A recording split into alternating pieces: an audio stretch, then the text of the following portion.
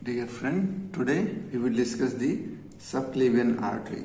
Subclavian artery is the chief artery of upper limb, but along with the upper limb, its distribution also extends up to the brain through the vertebral artery, which we will see through the branches, and also extend up to the anti-abdominal wall through the superior epigastric artery. So this artery has a huge distribution, and this artery is a branch of the brachiocephalic trunk on the right side and arch of aorta on the left side here. Now just we will see the structure, how this artery arises and what are the relation of this artery. Okay, so look here. This is the notch for the mandibular sterni here, suprasternal notch. This is a socket for the clavicle here. This is socket for the first rib, socket for the second rib. Same thing on the notch for the clavicle, socket for the first rib and socket for the second rib. Okay, here is this is the T1 vertebra, first thoracic vertebra along with the transverse process. This is C7 vertebra.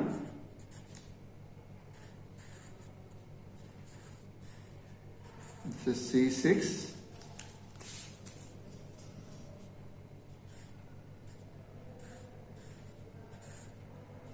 C5. C4. C3. C2,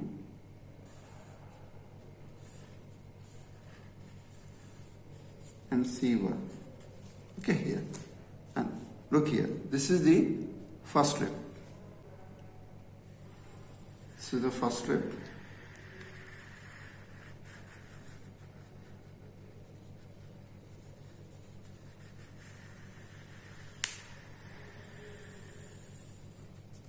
Okay. This is the first rib on the opposite side.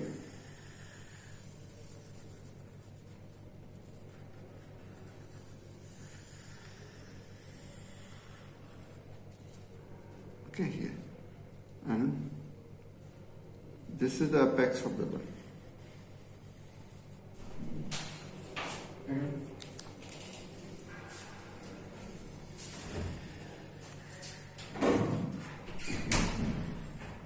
Okay, here.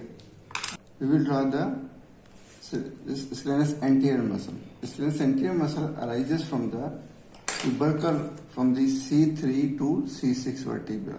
Okay, these are the tubercle of the C3, C4, and these are anterior and posterior tubercle. Okay, here, these are the anterior and posterior tubercle. Okay. This muscle arises, and here, this is the scalene tubercle on the inner border of the first rib.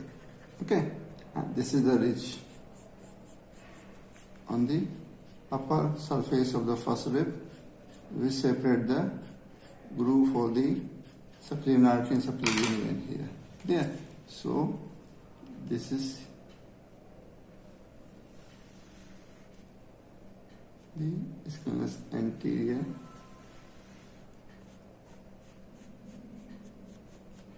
Okay, here. So this is scalenus anterior muscle. Okay, same thing on the opposite side.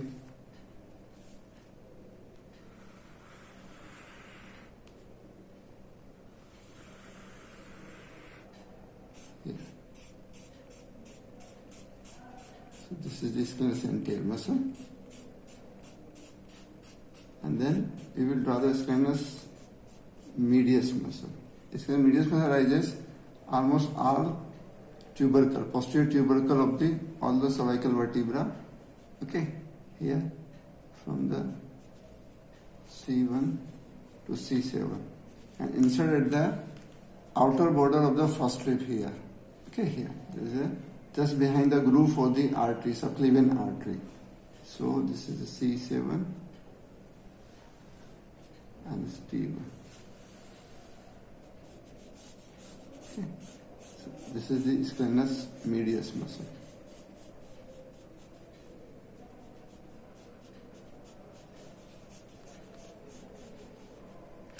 Same thing on the opposite side.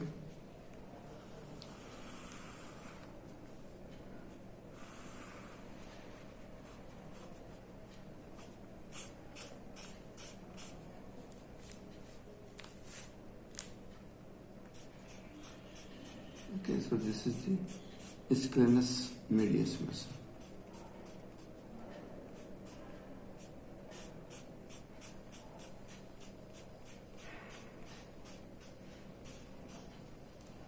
Yeah.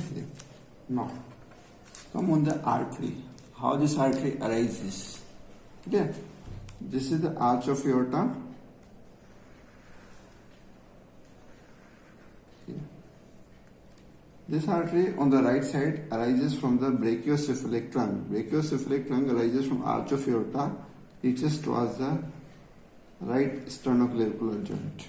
At the right sternoclavicular joint, this brachiocephalic trunk divides into the right subclavian artery,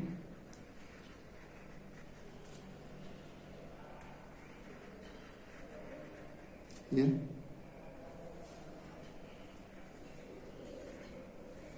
this is the right subclavian artery here, and brachiocephalic trunk remaining divided into the right common carotid artery. Okay, this is right common carotid artery. While on the left side, this subclavian artery directly arises from the arch of aorta, reaches up to the left sternoclavicular joint, and behind the left sternoclavicular again it arches at the apex of the lung.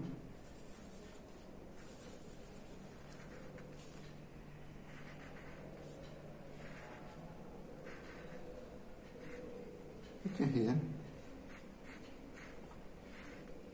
And at the outer border of the first rib, it continues as a, here the axillary artery enters into the axilla through the apex of the axilla. Okay, so due to presence of this scalenus anterior muscle, this subclavian artery divided into three parts.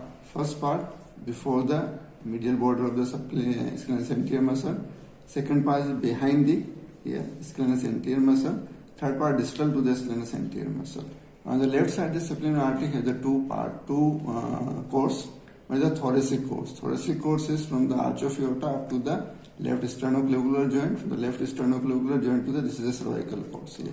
Okay, so this artery is a three part. Clear? The first part, this is second part behind the scalenus anterior muscle. Third part distal to the scalenus anterior muscle. So this is the how the subclavian artery arises and how it passes and continues as a axillary artery. Now, what are the relation of this artery? Relation of the artery is relation of the first part, relation of the second part, relation of the third part. Relation of the first part. Here it is related to the sternocleidomastoid muscle. As you know, this sternocleidomastoid muscle arises from the clavicle and the sternum here, ascends upward. Then the sternothyroid and sternohyoid muscle here, it ascends upward like this. Clear? Here. Then internal jugular vein here. How internal jugular vein is related? Look here. This is the subclavian vein.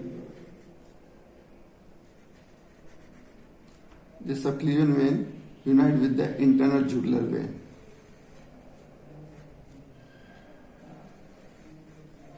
Which passes anterior to the first part of the subclavian artery. Okay, here. And to from the brachiocephalic vein, right brachiocephalic vein. So anteriorly it is related to the internal jugular vein here, because the internal jugular vein, common carotid artery, is covered by the carotid sheath here. Clear? So this is first the internal jugular vein. Okay, here. Then behind here, in between, there is a vagus nerve. So the vagus nerve passes here. So vagus nerve passes anterior to the artery, first part of the artery. Okay. So this is a vagus nerve. Okay. Here. Vagus nerve and the internal jugular. Along with the vagus nerve, there are the branches of the vagus nerve, cardiac branches we say. Cardiac branch of the vagus nerve and cardiac branch of the sympathetic trunk. Sympathetic nerve also here, passes behind the carotid sheath These are the ganglia, passes behind here. So where it passes here, so this sympathetic trunk divides the cardiac branches. These cardiac branches passes anterior to the first part of the subclavian artery here. Okay, here. So this is. Then there is a phrenic nerve. Phrenic nerve crosses here, like this. Okay. Phrenic nerve crosses the first part of the subclavian artery only on the left side here, not on the right side, only left side. And also the one branch which connect the middle cervical sympathetic ganglia to the inferior cervical sympathetic ganglia, there is a ansa subclavia. Okay. Ansa subclavia. This is here, this is in this region here. This is ansa subclavia here. This ansa subclavia is a terminal nerve fiber which connect the middle cervical ganglia to the inferior cervical ganglia. So in this ansa subclavia also passes anterior to this artery. Okay. So the structure which crosses the first part of the artery anteriorly, part of the posteriorly. Posteriorly, here this artery first part related to the apex of the lung here. This is the apex of the lung. Okay, here and covered by the pleura and the suprapleural membrane here. In this area, the suprapleural membrane is there. Okay, here. So the suprapleural membrane passes posterior to the artery here. Okay, here. So here. Okay, so suprapleural membrane here along with the recurrent laryngeal nerve. The vagus nerve in this region gives only right side. Recurrent laryngeal nerve only right side. It arises from the vagus nerve and here it passes behind the first part of the artery and ascends upward. Okay, between the trachea. Suppose this is the trachea.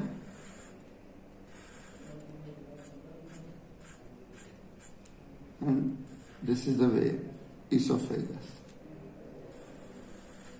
Okay, so this nerve runs the right recurrent laryngeal nerves. After rising, passes posterior to the first part of subclavian artery, ascends between the trachea and the esophagus here. So this is here the recurrent laryngeal nerve on that side. Clear? So these are the relation on the posterior side of the first part of the subclavian artery. Now the second part. What about the second part? Second part anteriorly is related to the ischial anterior muscle on the both side here. Clear? Ischial anterior muscle along with here on the right side is a phrenic nerve. Okay, here. Phrenic nerve passes anterior to this muscle and the second part of the artery here. Okay, so this is the phrenic nerve anteriorly related here.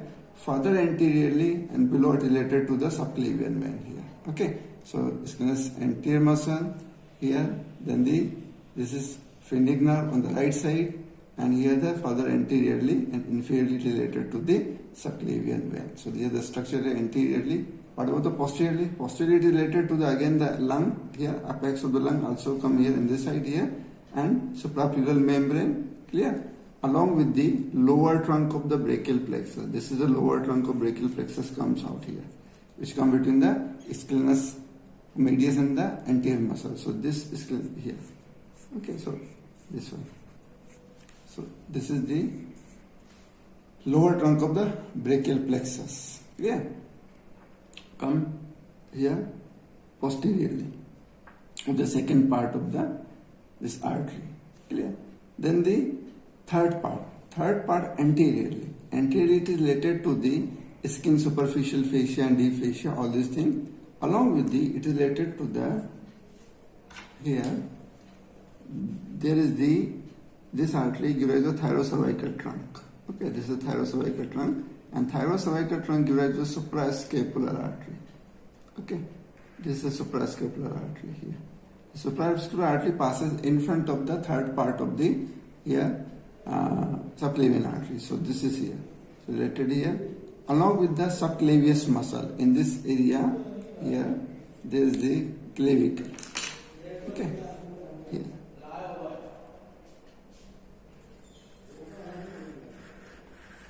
Like this. Okay, this clavicle here, and clavicle there is subclavius muscle here. In this region there is subclavius muscle. Okay, here. So subclavius muscle related to the third part of the artery anteriorly, along with the suprascapular nerve, along with the supraclavicular nerve. The supraclavicular nerve. Supraclavicular nerve passes here and passes anterior to the artery here. So these are the structure related to the anterior to the third part of the artery. Then posteriorly this is related to the lower trunk and the middle trunk of the brachial plexus here. Okay, lower and the middle trunk of brachial plexus. Further posterior related to the scalenus medius muscle here. Okay, see, so and also inferiorly. If inferiorly and below, it is related to the third part related to the subclavian vein. Okay, here, and inferiorly purely related to the upper border, upper surface of the first rib here. Clear? So anteriorly, inferiorly, it is related to the subclavian vein. Purely inferiorly related to the superior surface of the first rib here. Clear? So these are the relation of the third part of the subclavian artery. Now, what are the branches of the subclavian artery here? Branches which comes from the subclavian artery are here the first part, second part, and the third part. First part gives rise to the 4 branches on the left side here. Only 3 branches on the right side, 4 branches on the left side. Why? Because look here. First, it will give rise to the vertebral artery. Okay, first branch. Second branch is the internal thoracic artery. Thoracic artery. Third branch is the thyrocervical trunk. Thyrocervical trunk. While the fourth on the left side here, fourth is the costocervical trunk. Okay. Costocervical trunk comes from the first part of subclavian artery, while the costocervical trunk on the right side comes from the second part of the artery. Okay, so on the second part of left side there is no branch. Then the third part gives rise to the if you see the first, fifth here branch on the right side, the costocervical trunk, and on the subclavian, the third part gives rise to the dorsal scapular artery. Dorsal scapular artery. Okay, so these are the branches of the artery, subclavian artery. Now come one by one. First the subclavian, this is the vertebral artery here. Okay, in this region here, this gives rise to the subvertebral artery here. This is the transverse process of the C7 vertebra. Okay, here these are the transverse process of this is C6 vertebra. Okay, then this is the transverse process of the C5 vertebra. This is the transverse process of the C4 vertebra. This is the transverse process of the C3. This is the C6, C5, C4, C3, this is C7, this is C2, and here is the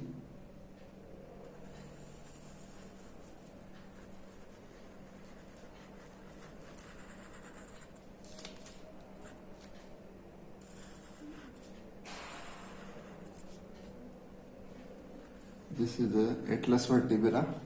Okay, here, and this is the foramen magnum. Okay, here is the pons.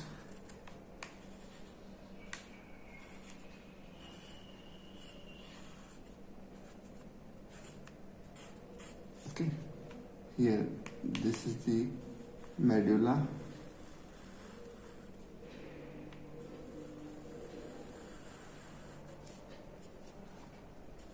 This is the midline, this is the pyramid, this is the olive. Okay, now look here. This artery, the vertebral artery, this arises from the subclavian artery, the first part here. After rising, it crosses the C7 transverse process, reaches towards the foramen transversarium of the C6 vertebra, passes through the foramen transversarium of the C6 vertebra, then passes through the C5 vertebra, foramen transversarium to the C4 vertebra, okay, then foramen passes here, this artery passes through the C3 vertebra, transverse process, okay, foramen, then from C3 it is passed through the C2,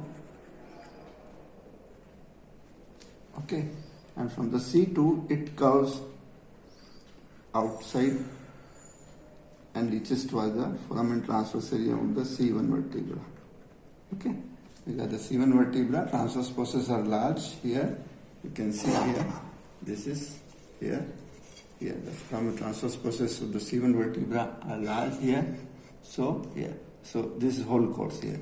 I just come later on. And then from the C vertebra, first vertebra, transverse foramen transversarium, it passes posteriorly through the posterior arch of the atlas vertebra, okay, and then passes towards the foramen magnum, and then enters through the foramen magnum into the cranial cavity, pierces the dura mater and the arachnoid mater, and then runs between the arachnoid mater and the pia mater and the subarachnoid space here, clear? And then it at the level of the here. At the level of the pons and the medulla, it unites with the opposite artery, opposite vertebral artery here, and continues as a basilar artery at the basilar sulcus of the pons here. Okay, so this is how. So if you see now, this vertebral artery has the four parts. First part from origin up to the C6 vertebra, foramen transversarium, this is here, this is cervical part. Then through the foramen transversarium, the C6 to C1, okay, this part is known as the vertebral part here, passes through the foramen transversarium. Then this part is the third part here, or the suboccipital part, which passes through the suboccipital region here. And the fourth part is the intracranial part here, okay, it enter in the cranial cavity here. So there are the four parts. If you see in the model, look here. In the model, you look here. This is the first part. This is C7 vertebra. This C6, C5, C4, C3, C2, and the C1. Okay. So artery passes through the foramen transversarium of the C6 to C1, up to C2, and from the C2 it curves. Okay, laterally here, and passes through the foramen transversarium of the C1 vertebra, then through the posterior arch. Okay, here. Posterior arch. This is the posterior arch of the atlas here. So through the posterior arch of atlas, it runs through the arch of atlas, and then enters into the foramen magnum. Through the foramen magnum, and enters into the cranial cavity here. Okay. So this is how this vertebral artery enters. Clear? Now, if you see the relation of the first part, especially here, the cervical part, this artery here superiorly, it is covered by the carotid sheath. In this region, the carotid sheath will come, because here I told you, here the interjugular vein and the common carotid artery passes here, covered by this carotid sheath, and also it is covered by this is the thyrocervical trunk. This thyrocervical trunk gives rise to the inferior thyroid artery. Inferior thyroid artery makes a loop, and this loop crosses the anterior to the vertebral artery, the first part of the vertebral artery. Okay, here.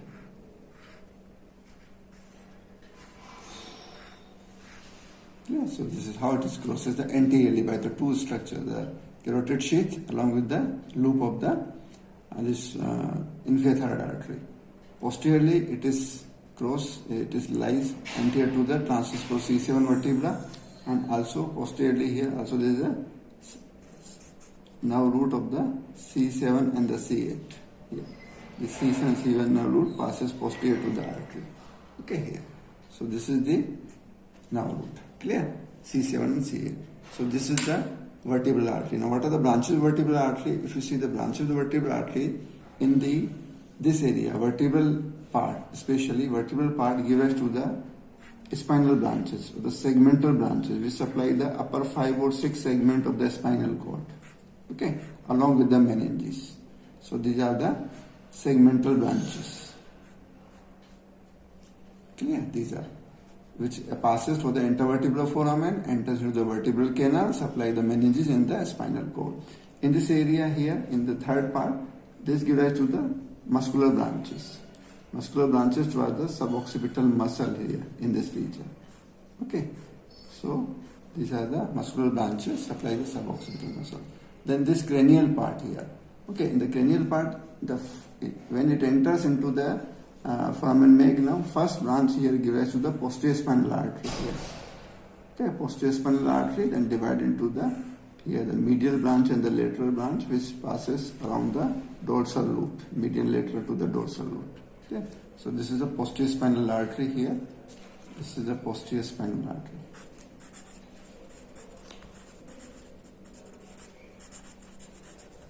Okay, here. Okay, this is, and also it gives rise to the meningeal branches here. Meningeal branches supply the meninges of the posterior cranial fossa. Clear? Then here it gives rise to the anterior spinal artery. Anterior spinal artery here it gives rise, and on both sides it descends downward and unite in the midline to form the midline spinal artery, anterior spinal artery. So the both vertebral artery give us the anterior spinal artery, which unite in the midline and then from the midline spinal artery, which runs into the anterior median fissure, okay, of the spinal cord. Then at the termination of this artery, when both vertebral arteries unite, here it gives rise to the posterior inferior cerebral artery. This is the posterior inferior cerebral artery. This posterior inferior cerebral artery here, it passes around the olive, then passes below the inferior surface of the cerebellum here, and then passes around the cerebellum, supply the cerebellum as well as the lateral part of this medulla, while the anterior spinal artery supply the medial part of the medulla. Or this is posterior inferior cerebral artery. This is the posterior inferior cerebellar artery.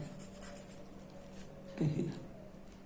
Clear? So these are the branches of the vertebral artery. Now the next and this vertebral artery here, it's important to understand here, when this subclavian artery is blocked on the one side, so blood cannot enter into here in the vertebral artery and the upper limb on the leg. So what's happened? So blood from the opposite subclavian artery, blood passes through the vertebral artery here, and from the vertebral artery from the one side it passes to the opposite side because the union occur. So some blood is lost here, steal, you can say, from the brain here. Okay, so this is known as subclavian steal syndrome. Subclavian steal syndrome occur where there is a ischemia occur in the posterior part of the brain here. Some amount of the ischemia occur, so ischemic symptom may develop here. Clear? Now the second branch of this artery, the internal thoracic artery. This is the internal thoracic artery. This internal thoracic artery descends downward, enters into the thorax. You already know, into the thorax, and passes behind the lips, costal cartilages, okay, just lateral to the about 1.5 centimeter lateral to the lateral border of the sternum. Okay, here these are the ribs. Clear? So this is the internal thoracic artery and reaches up to the 6th intercostal space. It divides into the 7th intercostal space and divide into the musculophrenic artery. Yeah. Musculophrenic artery and the superior epigastric artery. Superior epigastric artery. Okay? And you know, the musculophrenic artery runs into the 7th and 8th and 9th intercostal space and gives rise to the anterior intercostal artery. Superior epigastric artery enters into the rectus sheath in the posterior wall through a gap between the origin of the diaphragmal fiber and the costal fiber of the diaphragm, and then enters into the rectus sheath in the posterior wall and anastomose with the inferior epigastric artery. Clear? Here this internal thoracic artery gives rise to the external branches. here the pericardiophrenik branches which supply the pericardium and the diaphragm, and the purely pericardial branches which supply the purely pericardium here, and the perforating branches which perforate the muscle in this region, intercostal muscle, and supply the muscle in the skin, and especially the third, fourth and the fifth here. The perforating branches in the female, you know, there is a mammary arteries, okay, intermammary here, and supply the mammary gland. These are perforating branches supply the mammary gland in the female. Clear? And the intercostal branches, anti-intercostal branches. Every space there are two anti-intercostal branches come from the internal thoracic artery and passes laterally and anastomose with the branches of the posterior intercostal artery here. While in the musculophrenic, this is musculophrenic artery in the 7th and 9th intercostal space divided to the anti-intercostal artery here. And subclavian artery, I told you, enter into the this ejector sheath and anastomose.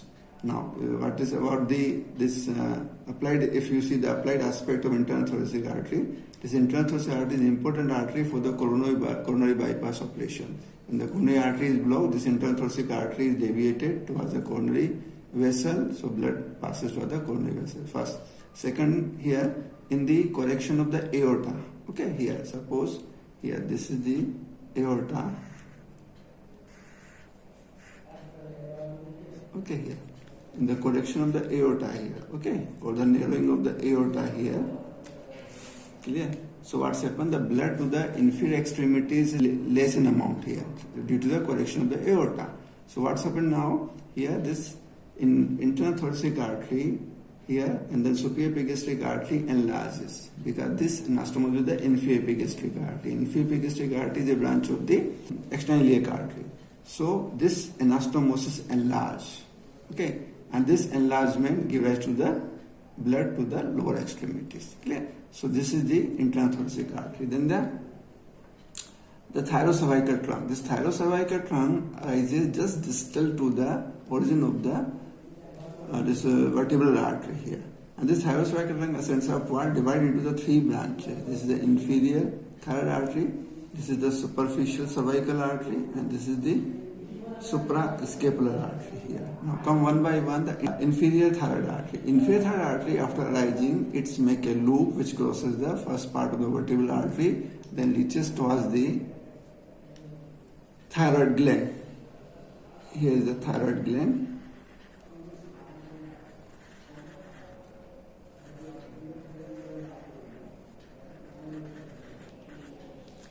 Okay, here. Then this artery passes towards the thyroid gland. Okay, and supplies the thyroid gland as well as anastomose with the superior thyroid artery. Clear? And this artery, this inferior thyroid artery, is important here. It gives to the one ascending cervical branch. Here. This ascending cervical branch ascends upward here, and this ascending cervical branch runs with the phrenic nerve here. Okay, this phrenic nerve runs here. Okay, because the phrenic nerve comes from the here, the third, fourth, and the fifth nerve roots. Okay, the branches third, fourth, 3, 4, 5. Okay, nerve roots give rise to one phrenic nerve here. So this phrenic nerve descends downward, and along with this ascending cervical branch of the inferior thyroid artery. So this is the important guide for the phrenic nerve. Clear? Then the other branches of this inferior thyroid artery are the tracheal branches and the esophageal branches. Okay, which supply the trachea, esophagus. Okay, so this is the inferior thyroid artery. Now here this is the superficial cervical artery here. This superficial cervical artery runs laterally, then passes towards the posterior triangle of the neck and reaches deep to the trapezius muscle, and deep to trapezius muscle it ascends upward towards the occipital region here. Okay, and in the occipital region it anastomoses with the superficial descending branch of the occipital artery here. It anastomoses here. This is the occipital artery. Okay, here it gives rise to the descending branch. This is the deep branch, deep descending branch of the occipital artery here. So this is here how the superficial cervical artery here ascends upward. Clear? Now, this is the suprascapular artery. This suprascapular artery, after coming here, it passes anterior to the third part of the subclavian artery, okay? Then passes anterior to the brachial plexus, then passes deep to the clavicle, okay, here in this area, the clavicle here, deep to the clavicle and subclavius muscle, then reaches toward the suprascapular notch. And above the suprascapular notch, means above the transverse scapular ligament, it passes and reaches toward the supraspinatus fossa, then enters into the deep infraspinatus fossa, and then supply the muscle and make an anastomosis with the dorsal scapular artery and the circumflex scapular artery. So this artery, this is suprascapular artery. Okay, so these are the branches of the thyrocervical trunk. Now the costocervical trunk. Here the costocervical trunk comes from the posterior side of the first part of subclavian artery here. Clear? So suppose here this is the apex of the lung. Okay, here. This is the artery running through the apex of the lung, the first part. Okay, here. So this artery, the costocervical trunk, comes from the posterior side here. Okay. And then arches over the apex of the lung here, reaches toward the transverse process of the 7 cervical vertebra and the first rib. Okay, here. And the first rib here. So this costocervical trunk arches over the apex of the lung here and reaches toward the transverse process of the C7 vertebra and between the neck of the first rib, and then it divides into the two branches. This is the deep cervical artery and this is the superior intercostal artery. It divides into two branches. Deep cervical artery and the superior intercostal artery. Deep cervical artery ascends upward here between the semispinalis capitis and the semispinalis cervicis muscle here in this region, suppose here, like this. It passes above towards the occipital region and then an anastomos with the deep branch of the occipital artery, deep descending branch of the occipital artery, like this. Okay, here. So this is the deep cervical branch. Okay, here of the costocervical trunk. The superior intercostal artery passes towards the neck of the first rib, and in front of the neck of the first rib it divides into the intercostal artery, posterior intercostal artery for the first and the second space here. Okay, so divide into in the first and second space into the superior posterior intercostal artery. Okay, so costocervical trunk divided into the two branches, ascending deep cervical branch, okay, and the superior intercostal artery. So this is the costocervical trunk. Now the third branch is the dorsal scapular artery. Third branch. So this is suppose this subclavian artery here.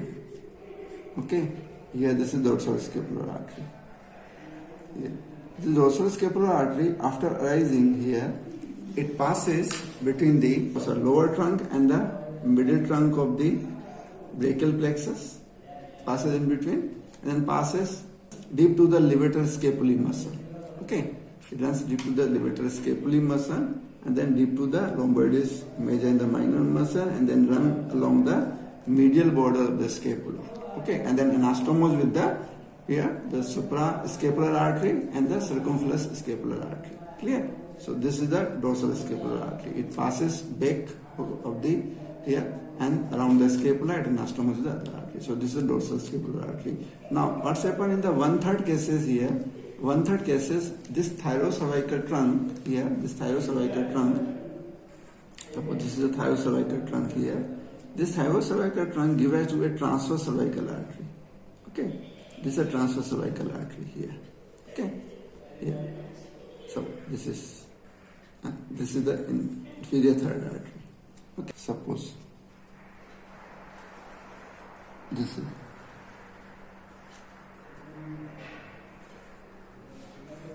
is the thyrocervical trunk. This is the inferior third artery.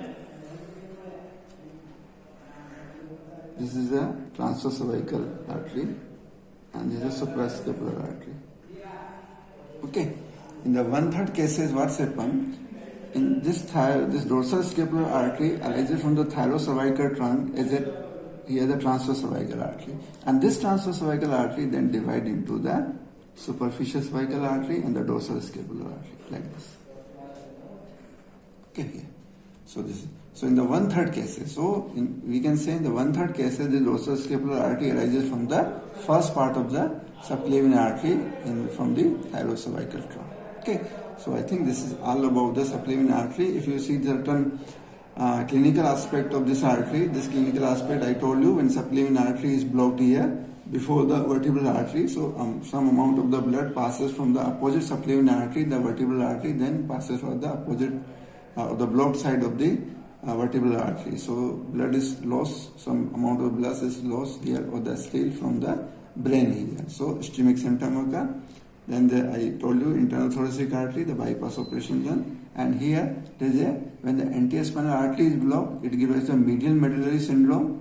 Okay, certain structures are get deficient blood here in this medial side of the medulla. So this is medial medullary syndrome. By the posterior inferior cerebral artery when blocked here thrombosis occurs, it gives rise to a lateral medullary syndrome. Okay, so we will discuss in detail about the this medial and lateral medullary syndrome in the nervous system.